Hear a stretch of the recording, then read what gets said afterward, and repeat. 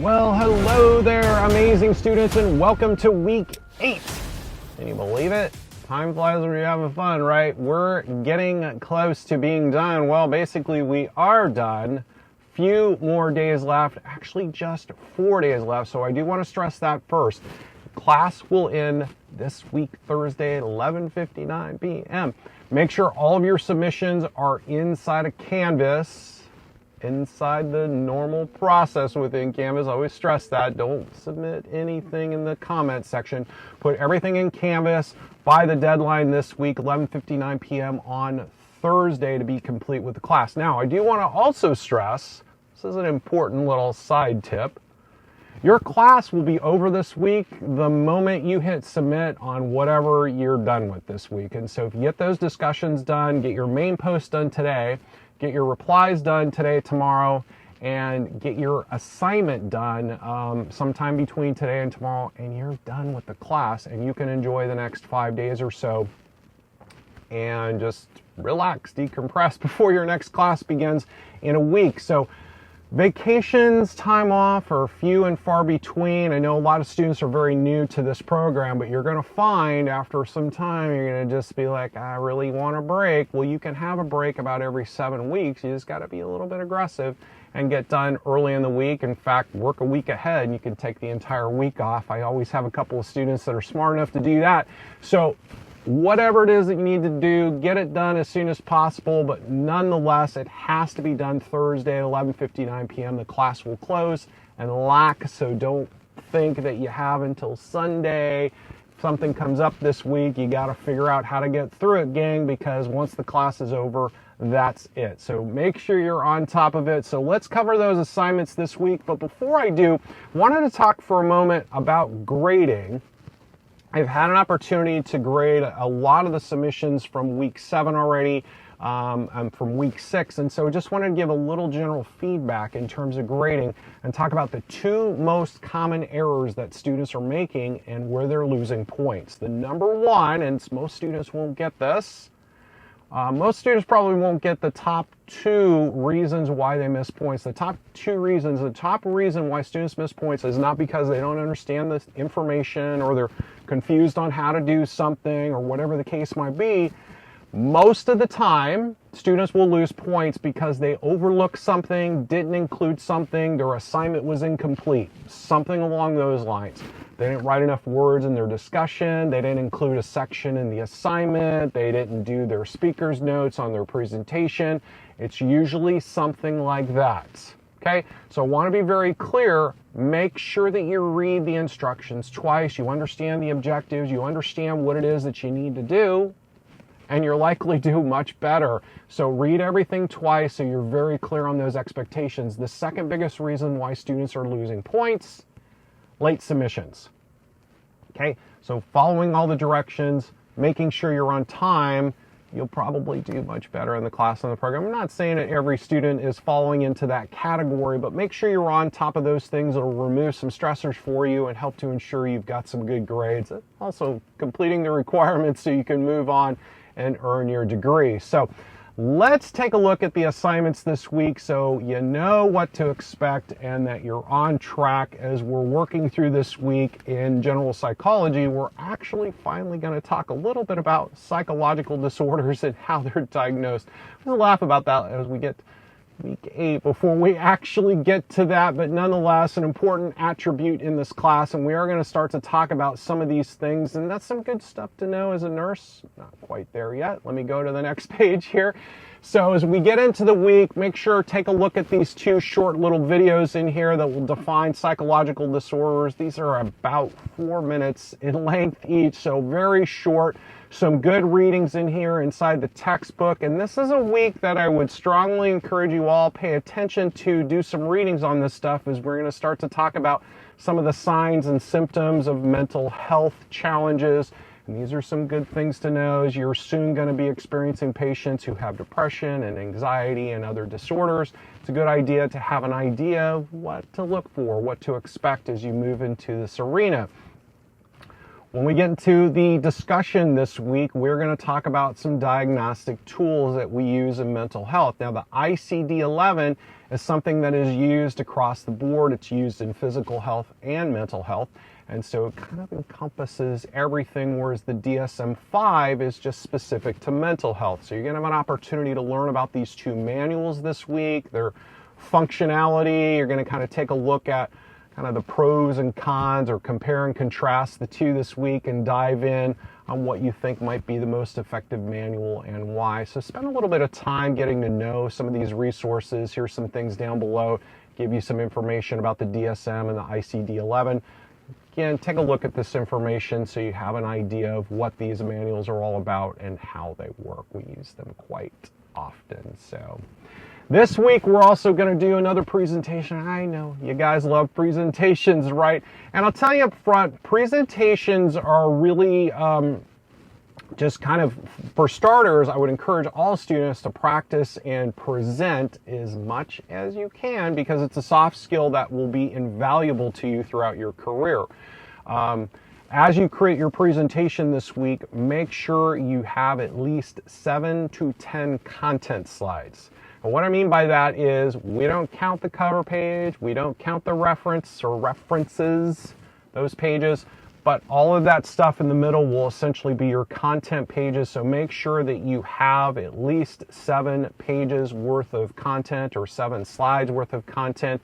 And then you're going to have the option to either create a presentation with speaker's notes, or you can actually do the presentation yourself. So if you've sketched out some notes and you just want to put your slides up, you can use your phone. There's a couple of different ways. You can probably do it on your computer. You can use Zoom to record an MP3 of yourself, and you'll upload that MP3 file of you talking through your presentation so that I can review that.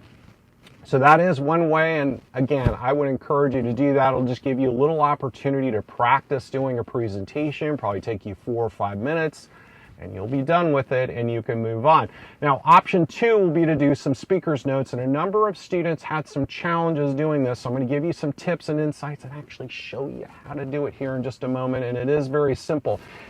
50 words or more, okay? Speaker's notes, just so you know, if you can imagine those little note cards you had when you did that first public speech when you were in elementary school or junior high, you had those little note cards to work from. It's kind of like that, where you're going to read through essentially, well, you would read through essentially that information or talk about that information while that slide is up, but it's not necessarily the same information that's on the slide itself. It's some additional information, background, statistics, things of that nature.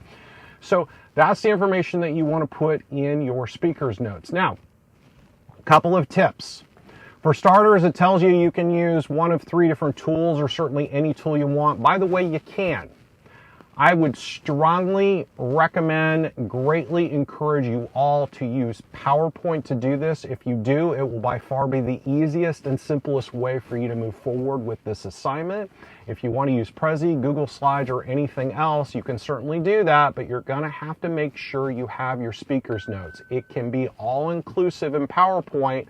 If you use Prezi or Google Slides or something else, you're going to have to do some workarounds or create 2 separate files or whatever the case is. So again, much easier to use PowerPoint. So let me stress that. So let's take a look at how this works.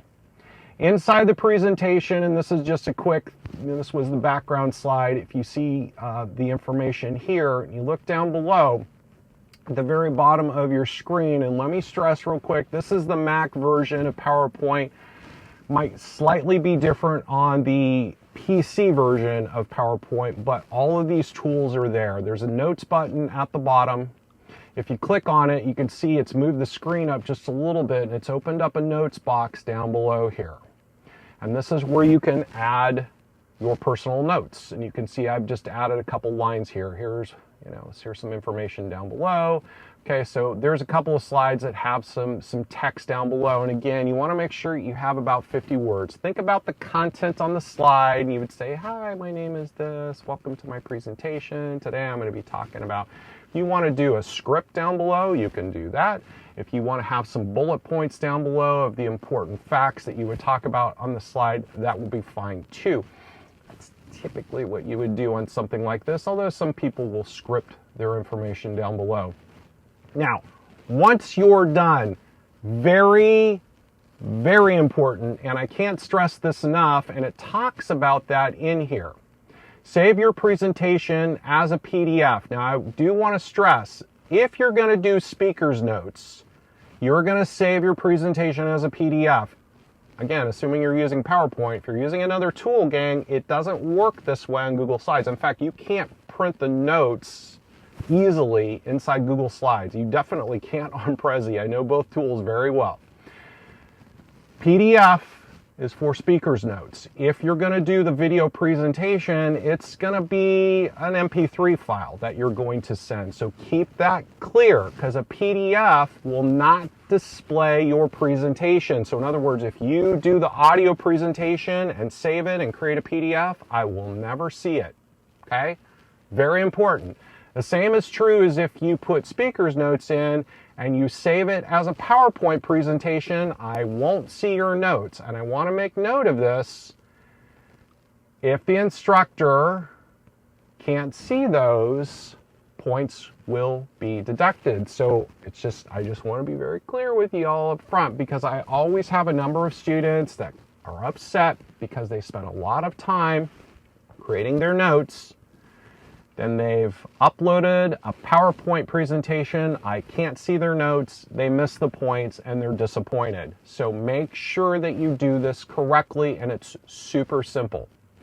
So what you want to do is, once you're done and you're complete, save your PowerPoint. You've got a PowerPoint file, but what you want to do is you want to go up to the File menu, click Print, and when you get onto this page, for the PowerPoint, what you're going to print for layout, you want to change from slides. If you print slides, by the way, you're just going to have just the slides.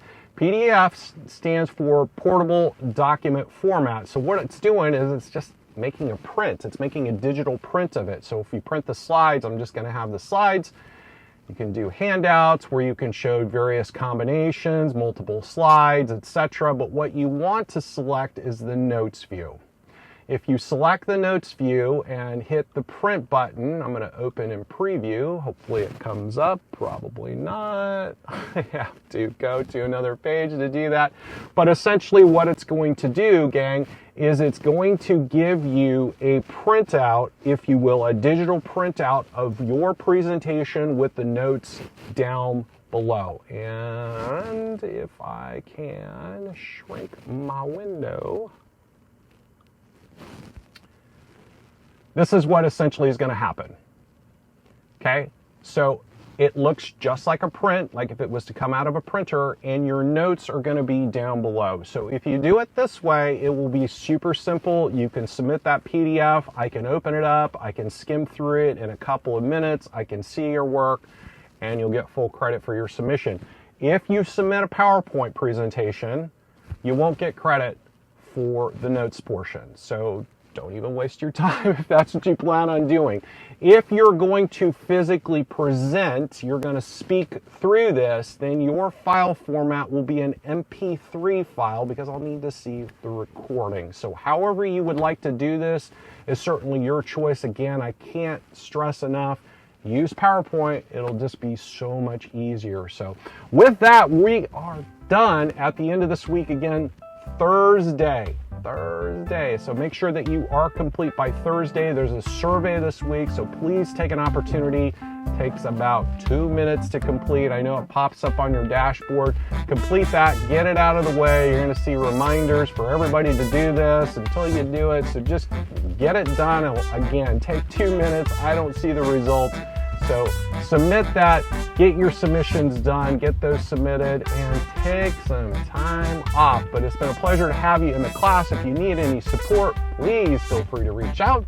Look forward to engaging with you in the discussion board, and I hope our paths cross again soon. Have a great week.